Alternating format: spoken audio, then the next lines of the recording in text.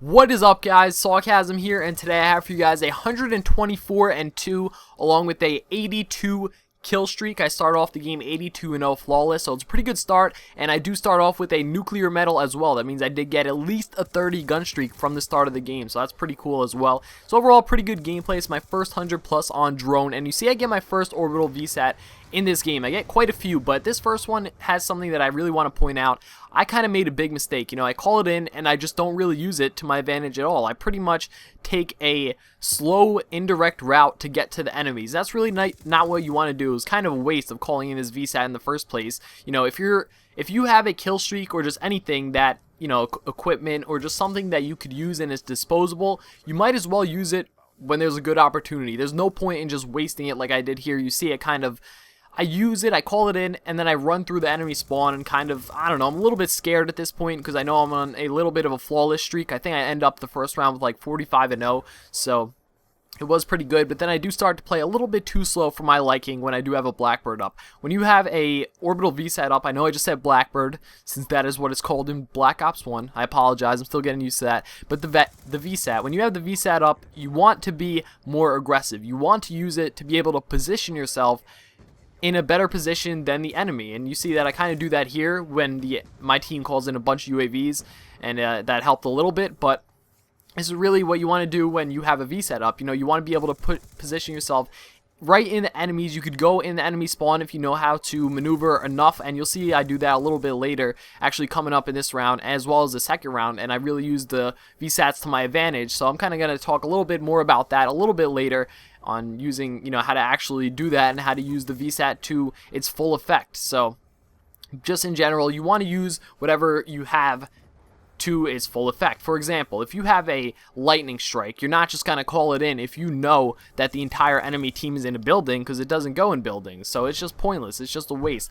And that's kind of how I felt about that first VSAT, and I kind of learned from my mistakes. You'll see that I start to be a little bit more aggressive, and I position myself better with my next few VSATs. So I got one coming up right here, and I'm in the enemy spawn, right, and I'm definitely a little bit more aggressive. I'm not being too aggressive because, like I said before, I know that right now I'm on this flawless streak, but I am being a little bit more ballsy, I guess you could say, than I was before. I'm right up in the enemy's face, and that's fine when you have the VSAT, because you are able to do that and, usually get away with it if you are a skilled player. So that's just a little bit about that. But anyway, guys, on to what I want to talk about in this video that's not so much gameplay related. I might talk a little bit more about the gameplay a little bit later, but what I want to talk about is Twitter. So I think Twitter is an amazing social networking tool for multiple types of people. Look at this guy, he was clueless. He didn't even see me. I was a ghost, but he was delusional. But anyway, yeah, so Twitter is really good tool for YouTubers and subscribers, or just anybody really who wants to keep up with different people. For example, if you're not a YouTuber even and you just want to keep up with your favorite YouTubers, Twitter is a good place to contact them. For example, some people think that, oh, this person is too big for me, they're not going to respond, but I usually respond to the majority of my tweets. So if you don't have Twitter, feel free to make one, and you just want to talk to me or whatever, then Twitter is the best way to get in contact with me, no joke. So if you tweet me, I will almost guarantee you a response. So follow me on Twitter.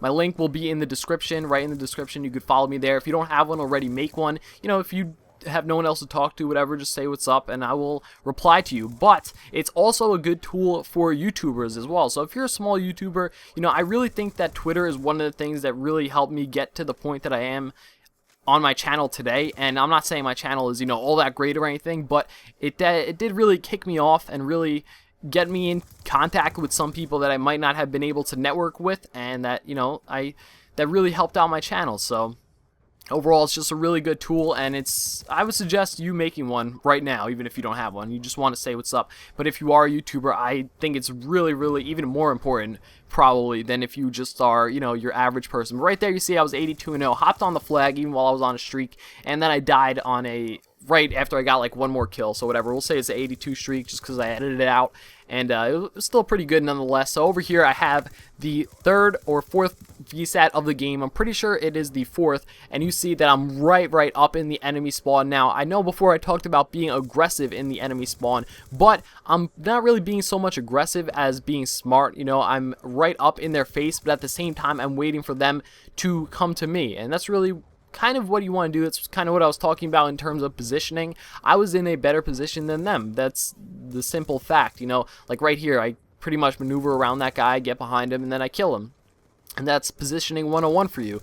And you just want to put yourself in a place that will allow you the most advantage to win a gunfight against one or multiple enemies, depending on how many you're going up against. And that's what I try to do. That's what I always try to do when I have a V set up, although as you know, you saw in the beginning of the video, sometimes it doesn't always work, but then you kind of learn. You learn from your mistakes. You learn as the more you get a VSAT. I know it seems stupid, like, yeah, it's so obvious that you have a VSAT up. It's so obvious, it's so easy to do extremely well, but some people actually struggle even when they have a VSAT up. So anyway, guys, there's the game, 124-2. I would really appreciate if you leave a like rating. One like rating would really go a long way for me, and I really do appreciate all the support I've been getting, so thank you guys. I appreciate it. If you enjoyed, once again, leave a like. If you hated it, be sure to leave a dislike, hateful comment, and unsubscribe. Thanks for watching.